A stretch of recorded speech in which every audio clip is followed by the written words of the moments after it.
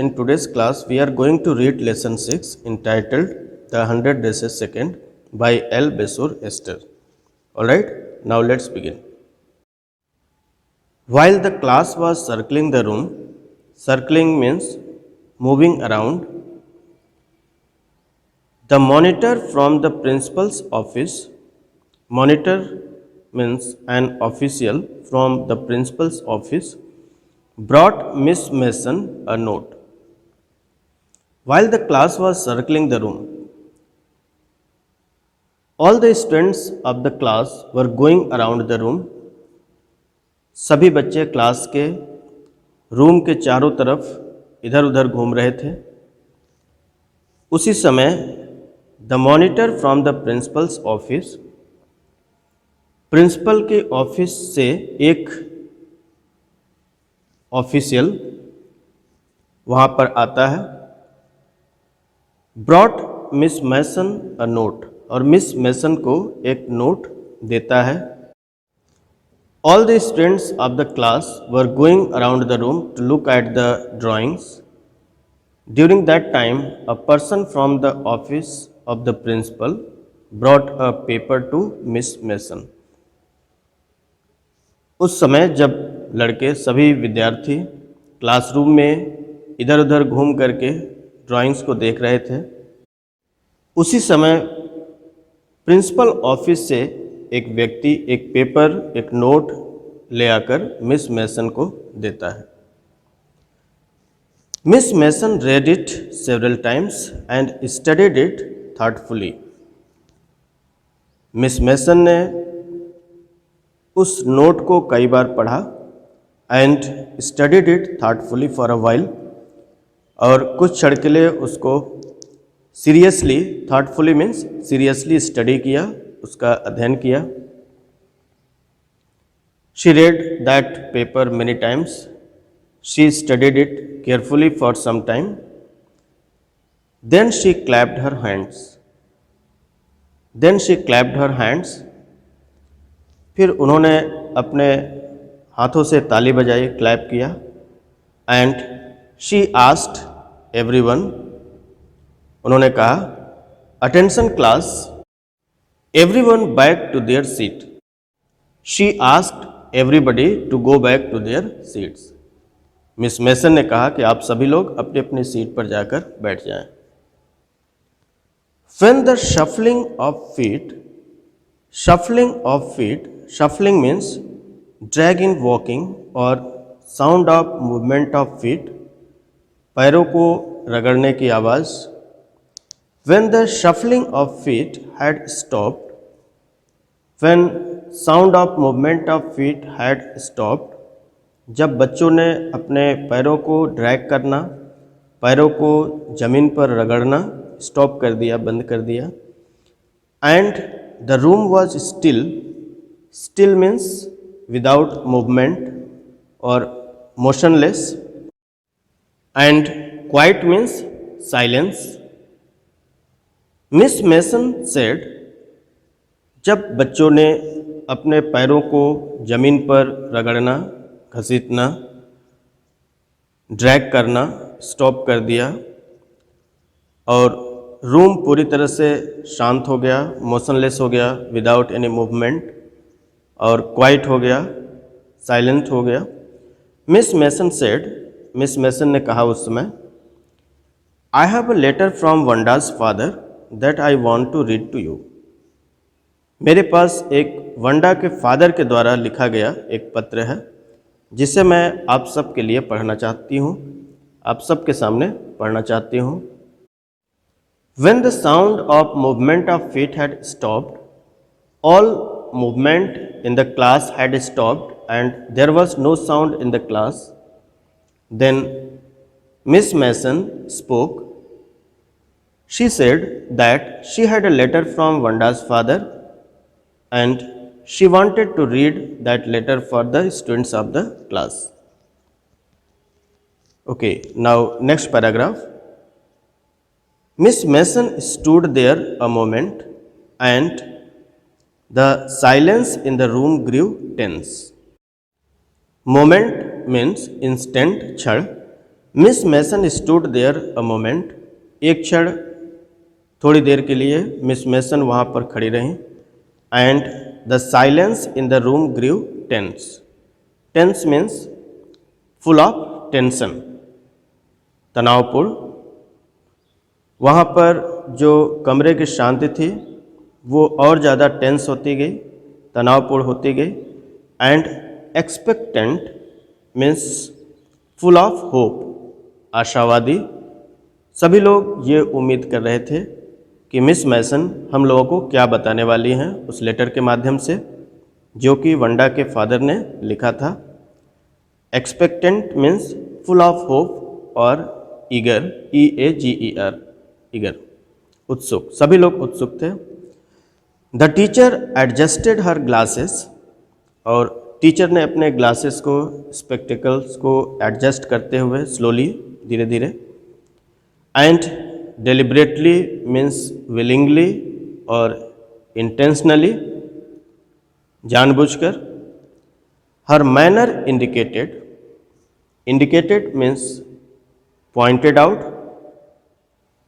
जिस तरह से उन्होंने अपने ग्लासेस को एडजस्ट किया, डेलिबरेटली, जानबूझकर, विलिंगली, तो her manner indicated that what was coming, this letter from Vanda's father was a matter of great importance, कि जो कुछ भी होने वाला था, अर्थात वंडा के फादर के द्वारा जो पत्र लिखा गया था उस पत्र में कुछ न कुछ ऐसी बात तो होगी, कुछ न कुछ इम्पोर्टेंट मैटर तो होगा ही। Everybody listened closely, listened closely means carefully, listened with attention और केयर। सभी ने बहुत ही ध्यान से मिस मैसन की बातों को सुना। As Miss Mason read the brief note, जैसे ही मिस मैसन ने उस ब्रीफ नोट को पढ़ा, सभी ने बहुत ही ध्यान से, केयरफुली उनकी बातों को सुना।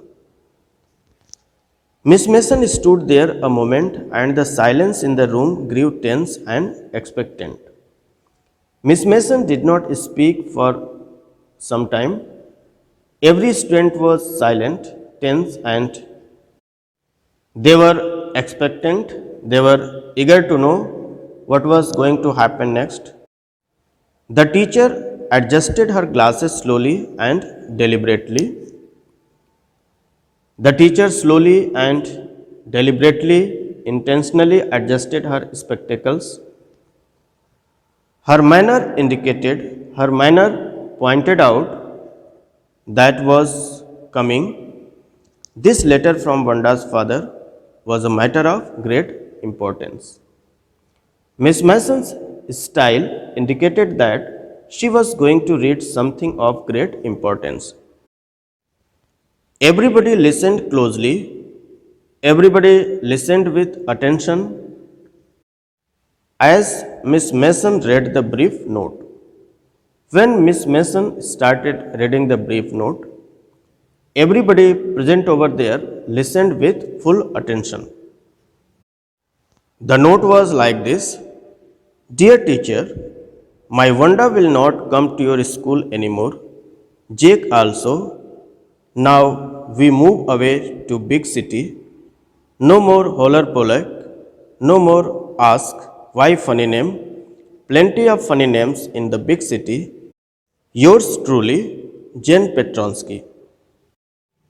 Jen Petronsky was Vanda's father, and he wrote a note letter to Miss Mason, who was Vanda's class teacher. He wrote like this: My Vanda will not come to your school anymore. मेरी Wanda, मेरी daughter Wanda will not come to your school anymore. मेरी daughter Wanda अब आपकी school में आने वाले समय में विद्यालय नहीं आएगी, आपके विद्यालय में नहीं आ पाएगी। जेक आल्सो, जेक भी नहीं जा पाएगा। जेक कौन है? He is younger brother of Wanda, Wanda का छोटा भाई है। To make money, he comes to school early to work as janitor's assistant. School का janitor means custodian, porter, cleaner, or caretaker. In another words, a person who cleans and maintains buildings such as hospitals, schools, etc. is called janitor. वहाँ का जो भी सफाई कर्मी थे, caretaker थे विद्यालय के, उनकी हेल्प करने के लिए जेक भी प्रातःकाल स्कूल में आता था और जैनिटर्स की हेल्प करता था और उसके बदले में उसे कुछ पैसे मिल जाते थे. He comes to school early to work as janitor's assistant. Right. So वंडा के फादर ने बताया मिस मैसन को कि My daughter वंडा will not come to your school anymore. अब आने वाले समय में मेरी डॉटर आपके विद्यालय में नहीं जाएगी. जेक भी नहीं जा पाएगा. Now we move away to big city. और अब हम लोग we are shifting to a big city. हम लोग बिग सिटी की तरफ शिफ्ट हो रहे हैं. No more holler Polack. वहाँ पर किसी प्रकार का holler Polack. The phrase holler Polack is a contemptuous term use to refer to Pole or person of Polish decent. वाक्यांश हॉलर पुलैक एक अवमानना शब्द है जिसका उपयोग पोल वंश या पोलिश मूल के व्यक्ति के लिए किया जाता है. Here no more holler Polack means no teasing. Since Wanda's father along with Wanda and Jake is moving to a big city, so there will be no howler pullak, no teasing. Wanda will not be teased in such a big city. No more ask why funny name. In that big city, Wanda will not be teased by anyone. Nobody will ask why her name is funny. Big city में बहुत सारे funny names होते हैं और इस तरह से वंडा के नाम को लेकर के कोई भी व्यक्ति वहाँ पर उसका मजाक नहीं उड़ाएगा. वंडा's father wrote in the letter that nobody will ask why her name is funny. In a big city, several people of different names are found. So there, nobody would make fun of her strange or funny name. And the letter was signed by Jane Petronsky, Wanda's father. Alright, now let's see next paragraph. A deep silence met the reading of this letter. After listening to the letter, the whole class was silent. इस पत्र को सुनने के बाद, इस note को सुनने के बाद पूरा क्लास बिल्कुल साइलेंट था, शांत था. Miss Mason took off her glasses. Miss Mason removed her spectacles. उन्होंने अपने स्पेक्टिकल्स को, चश्मे को उतारा. Took off means removed. Blew on them and wiped them on her soft white handkerchief. Miss Mason removed her spectacles, blew air from her mouth on it and cleaned it with her soft handkerchief. Miss Mason ने अपने spectacles को, चश्मे को उतारा, उसको mouth से blow किया और उसको वाइप किया, क्लीन किया. Wipe means cleaned. With her soft handkerchief, अपने सॉफ्ट हैंडकरचीफ से, रुमाल से चश्मे को पोंछा. Then she put them on again and looked at the class. इसके बाद उस स्पेक्टिकल्स को फिर से उन्होंने पहना और क्लास की तरफ देखा. Then she again put on her glasses and looked at the students. When she spoke her voice was very low. और जब वो बोली, she spoke in a very low voice, उनकी आवाज़ बहुत धीमी थी. I am sure that none of the boys and girls in room 13 would purposely and deliberately hurt anyone's feelings because his or her name happened to be a long, unfamiliar one. Unfamiliar means not common, अपरिचित या असामान्य। Miss Mason said, Miss Mason ने कहा I am sure, मुझे पूरा विश्वास है that none of the boys and girls in room 13 would purposely means knowingly, जानबूझकर, एंड डेलिब्रेटली मीन्स इंटेंशनली, इरादतन, हर्ट एनीवन्स फीलिंग्स, किसी की भावनाओं को चोट पहुंचाएंगे, because his or her name happen to be a long, इसलिए कि उसका नाम happen to be long name हो या अनफेमिलियर हो, नॉट कॉमन हो। मिस मेसन ने कहा कि मुझे पूरा विश्वास है कि कोई भी लड़का या लड़की रूम 13 में जानबूझकर, इरादतन, पर्पजली एंड डेलिब्रेटली किसी की भावनाओं को चोट नहीं पहुंचाएंगे, इसलिए कि उस पर्टिकुलर पर्सन का, व्यक्ति का नाम बड़ा हो या अनकॉमन हो, अनफेमिलियर हो। किसी के नाम को लेकर के कोई भी लड़का अथवा लड़की किसी का जानबूझकर मजाक नहीं उड़ाएगा। Miss Mason said that no student of this class, either boy or girl, will purposely, knowingly or deliberately, intentionally hurt anyone's feelings because of his or her name happen to be long or uncommon or unfamiliar। किसी के लंबे या uncommon name को लेकर के, असामान्य नाम को लेकर के, फनी नेम को लेकर के कोई भी लड़का अथवा लड़की किसी का मजाक नहीं उड़ाएगा। I prefer to think that what was said in thoughtlessness. Thoughtlessness means carelessness or without empathy. Miss Mason ने कहा कि I would like to assume that what was said to Wanda was carelessness, means nobody understood its impact. जो कुछ भी वंडा के बारे में कहा गया, that was because of carelessness without empathy, वो एक तरह से केयरलेसनेस थी क्योंकि किसी ने उसके परिणाम के बारे में नहीं सोचा।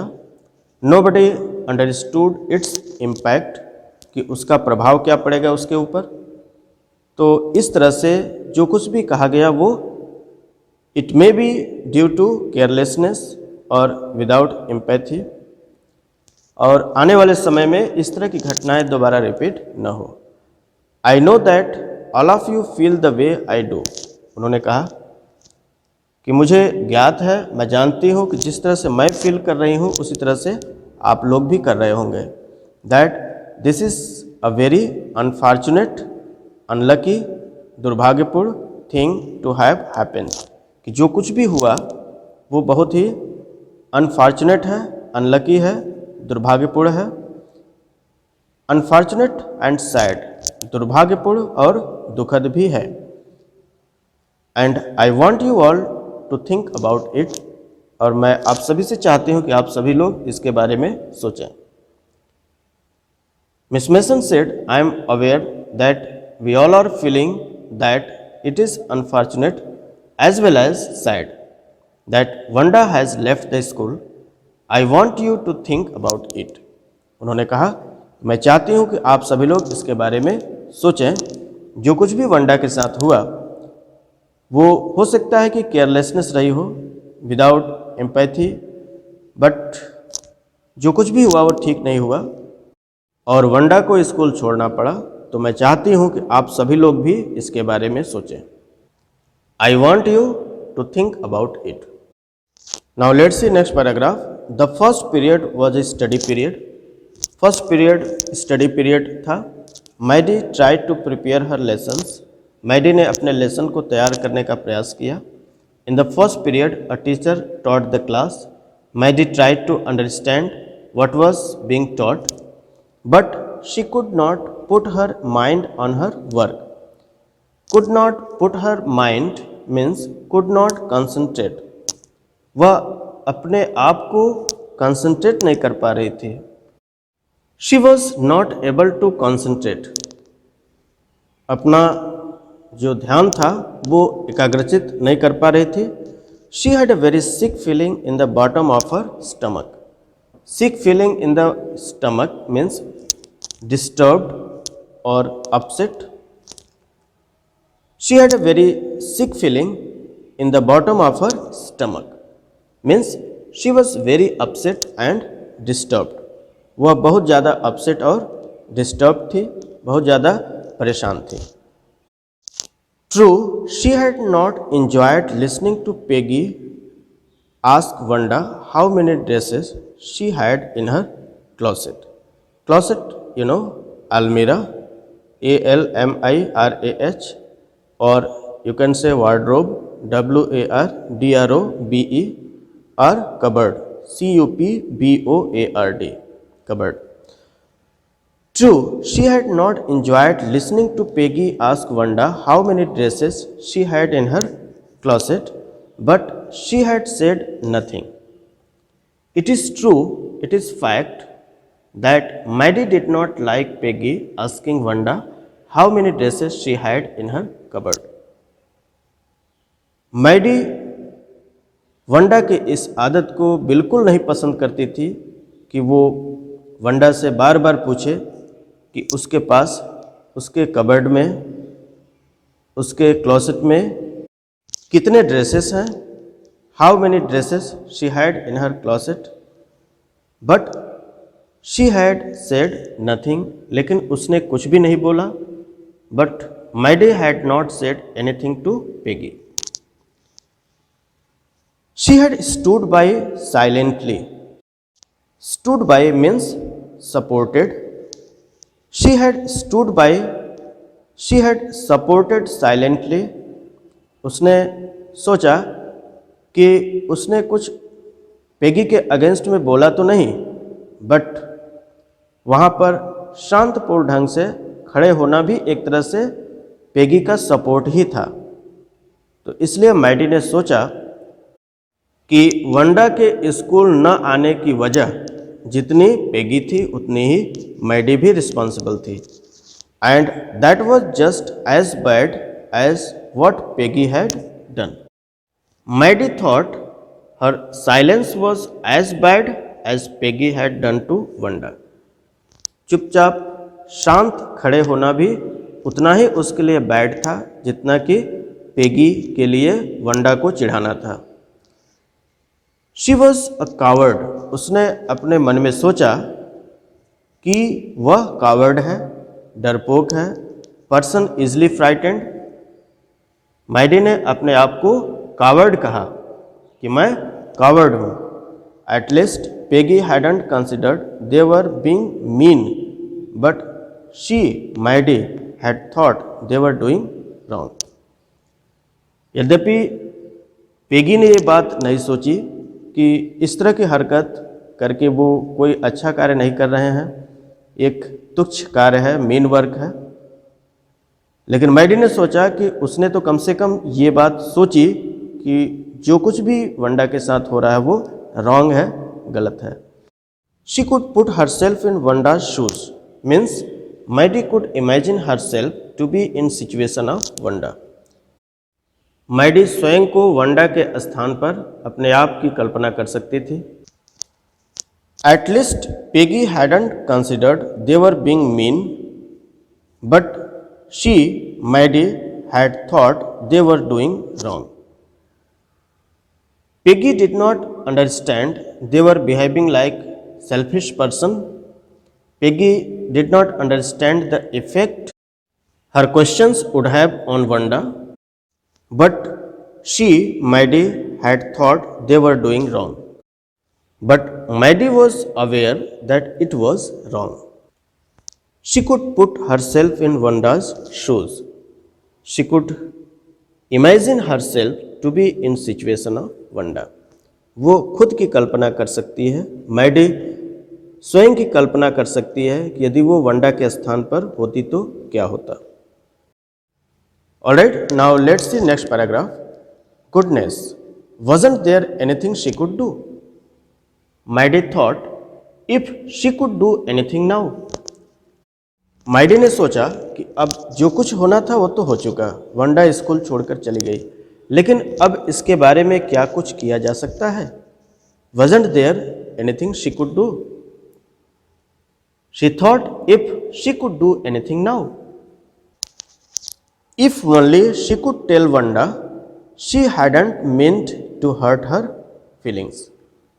माइडी सोच रही है कि काश वो वंडा को यह बता पाती कि जो कुछ भी उसने किया वो उसके फीलिंग्स को हर्ट करना नहीं था, उसका उद्देश्य उसकी भावनाओं को चोट पहुंचाना नहीं था।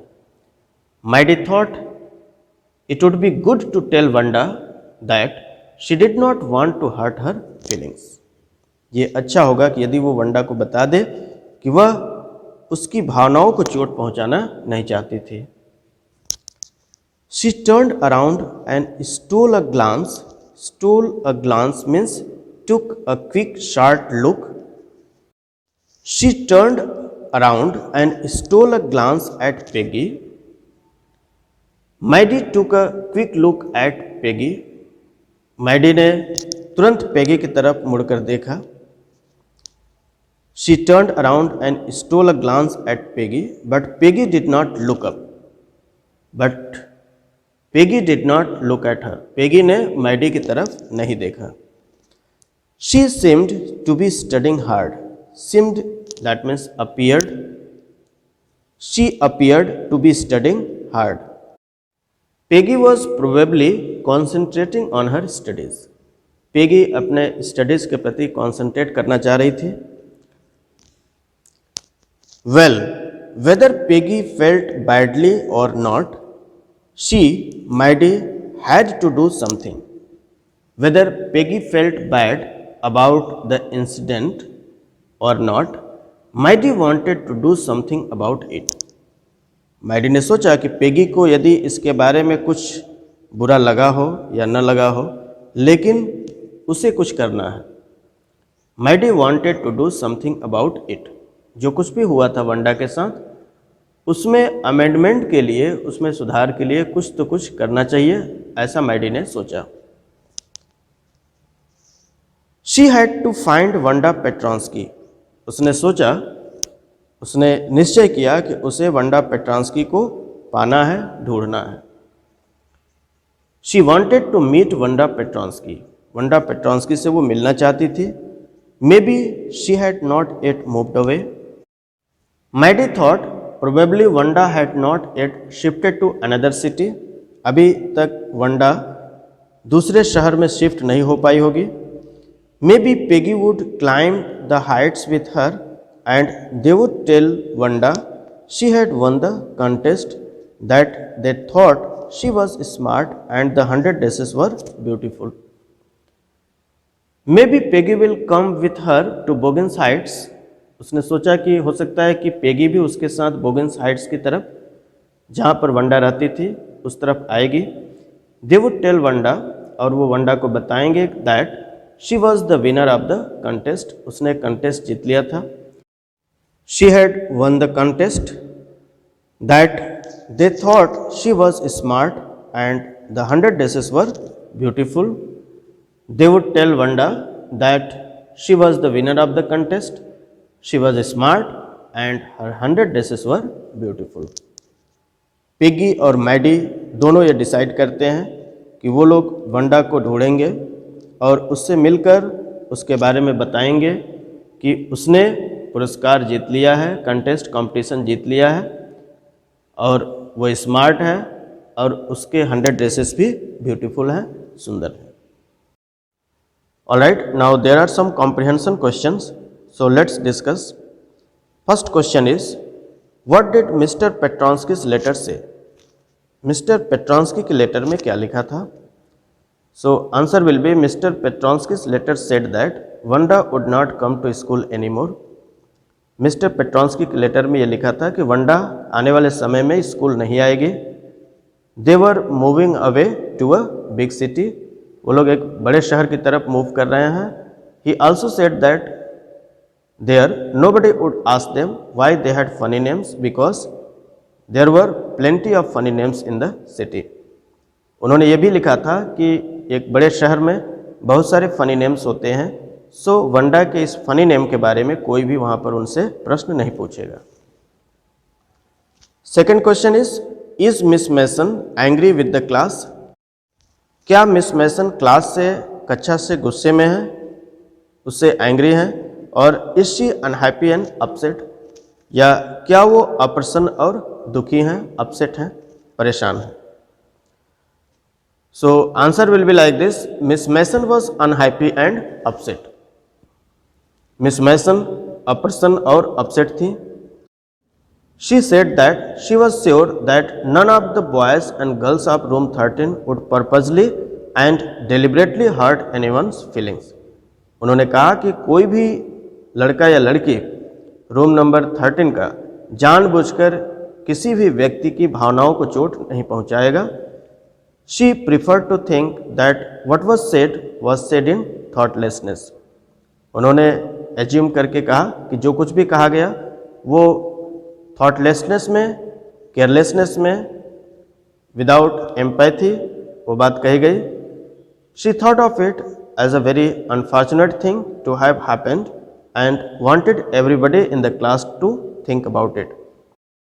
उन्होंने ये भी स्वीकार किया कि जो कुछ भी वंडा के साथ हुआ that was unfortunate, unlucky, दुर्भाग्यपूर्ण था, and wanted everybody in the class to think about it, और उनकी अपेक्षा थी कक्षा के सभी छात्र छात्राओं से कि वो लोग इसके बारे में सोचें। Now the third question is, how does Maidi feel after listening to the note from Vanda's father?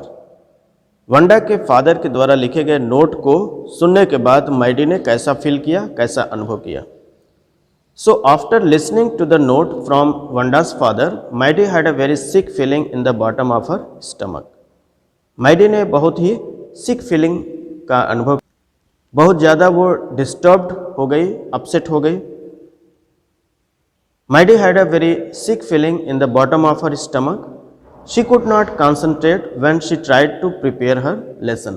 अब जब वो अपने लेसन को तैयार कर रही थी तो अपने आप को कॉन्सेंट्रेट नहीं कर पा रही थी। She could not concentrate when she tried to prepare her lessons. She had not enjoyed listening to Peggy ask Vanda how many dresses she had in her closet. However, she had always stood by silently, and that was as bad as what Peggy had done. She had thought that they were being mean. She could put herself in Vanda's shoes. Later, she even called herself a coward. बाद में उसने अपने आप को coward भी कह डाला। Question number 4 is, what does Maddie want to do? Maddie क्या करना चाहती है? Maddie wanted to tell Wanda that she had not meant to hurt her feelings. Maddie ये चाहती है कि वो वंडा को बताए कि जो कुछ भी उसने उसके साथ किया उसका उद्देश्य उसकी फीलिंग्स को हर्ट करना नहीं था। She felt that she had to do something whether Peggy felt badly और नॉट। उसने सोचा कि मुझे कुछ करना है, चाहे पेगी बैडली फील करे या न करे। She had to find Wanda. She had the feeling that Wanda might have not moved away as it. She thought that Peggy would climb the Boggins heights with her, and together they would tell Vanda that she had won the contest, that they thought she was smart, and that the 100 dresses were beautiful. Now students, I would like to conclude my today's lecture. Remaining paragraphs will be discussed in next video lessons. Thank you for joining this session.